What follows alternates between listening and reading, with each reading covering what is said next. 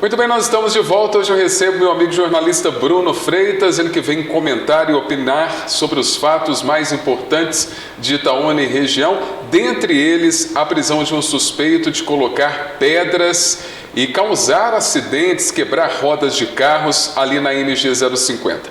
Os detalhes deste assunto e de outros a partir de agora. Bruno Freitas, mais uma vez, seja bem-vindo. Você que semana passada estava a trabalho, sempre bom recebê-lo aqui. O telespectador fica esperando os seus comentários. É só por isso que eu não vim aqui. Se eu pudesse, eu vim aqui todo dia. Eu não venho porque tem agenda profissional como todos vocês. Por isso que eu digo que é uma alegria estar aqui no quadro da TV. Vamos falar de um assunto que está causando polêmica por onde passa, principalmente nas redes sociais. Tenho lido muitas pessoas a favores, outras contras.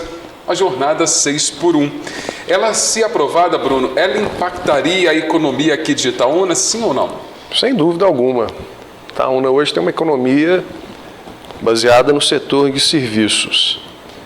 E se considerarmos, por exemplo, o setor supermercadista, que inclusive é o que mais fatura na cidade, segundo os dados que são divulgados, essa escala tem um peso significativo.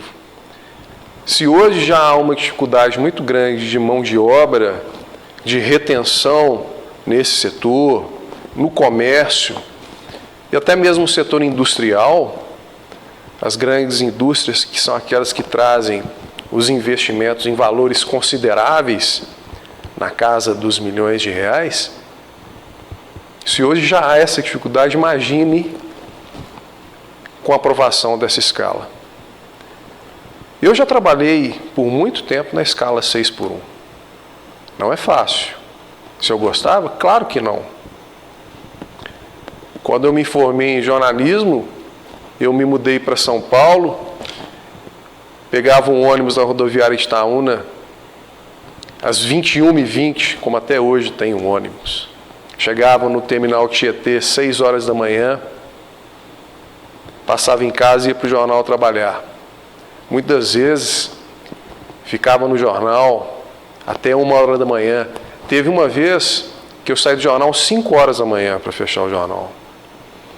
Quando eu me mudei para Belo Horizonte, trabalhava no jornal aos fins de semana.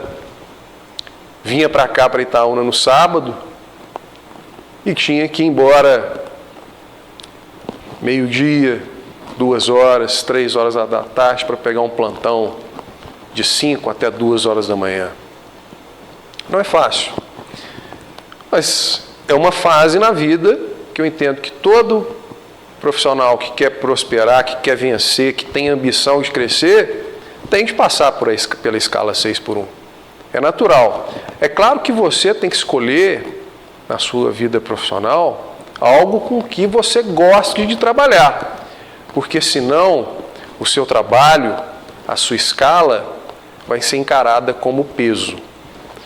Portanto, Fábio, muitos trabalhadores têm essa visão de que a escala 6x1 é um peso. Por quê? Porque não gosta do trabalho, se sente, muitas vezes, mal remunerado.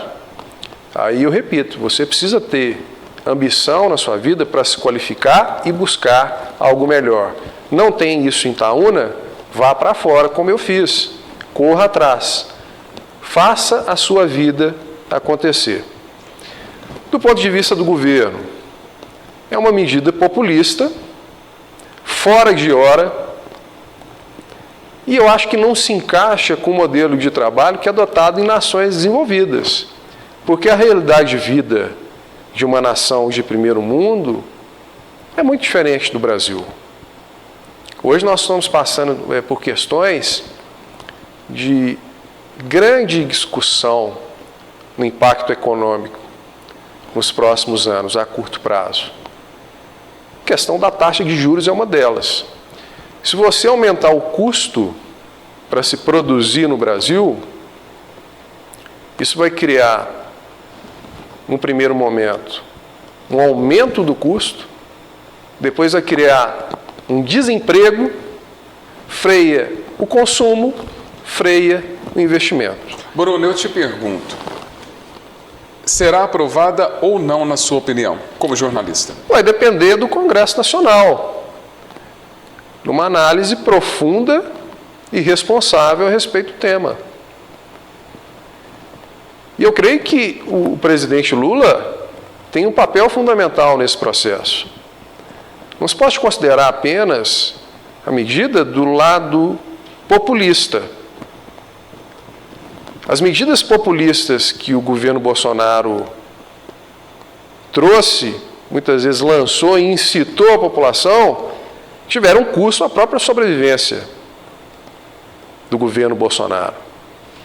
Da mesma forma, o governo Lula, se ele não tiver a resiliência e a capacidade de enxergar os ajustes necessários para a retomada da competitividade do Brasil, vai ser muito mais dolorosa a saída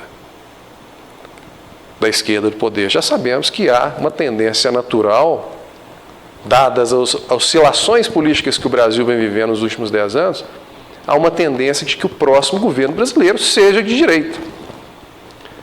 Mas o governo de esquerda pode deixar um legado, pode deixar uma marca, é uma questão de escolha. A jornada 6x1, por mais que seja amarga para o trabalhador, ela não é a saída nesse momento. Agora nós vamos trazer um assunto local, que é a questão do suspeito que foi preso, suspeito de 24 anos, suspeito de colocar aquelas pedras na MG 050, ali bem na entrada da cidade, onde vários carros tiveram as soldas quebradas, pneus estourados. E agora, Bruno, como fica a situação?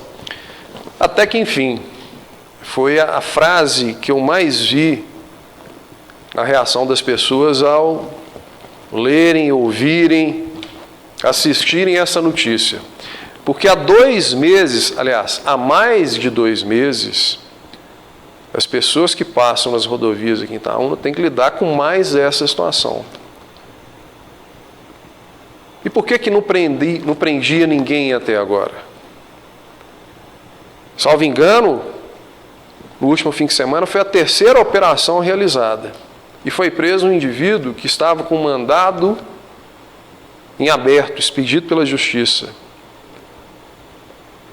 Ele foi preso porque ele estava lá nessa operação, mas ele não foi preso por causa das pedras. Ele foi preso porque, segundo a Polícia Civil, ele tinha mandado em aberto por furto. É claro que ele é, segundo disse a própria PM, um dos principais suspeitos de se fazer isso. Mas ele fez isso sozinho, reiteradamente, em diferentes pontos da rodovia, em frente à universidade, em frente ao Morro do Bonfim, lá na passarela do Jardim Marinho. Daí eu pergunto novamente, por que aqui na nossa cidade os problemas demoram tanto a ser resolvidos? Por que aqui na nossa cidade nós não temos uma postura firme de chegar lá e se colocar um ponto final? São vários temas no cotidiano de Itaúna que merecem ser tratados com assertividade. Uma prisão de um suspeito traz um alento, mas não é uma solução.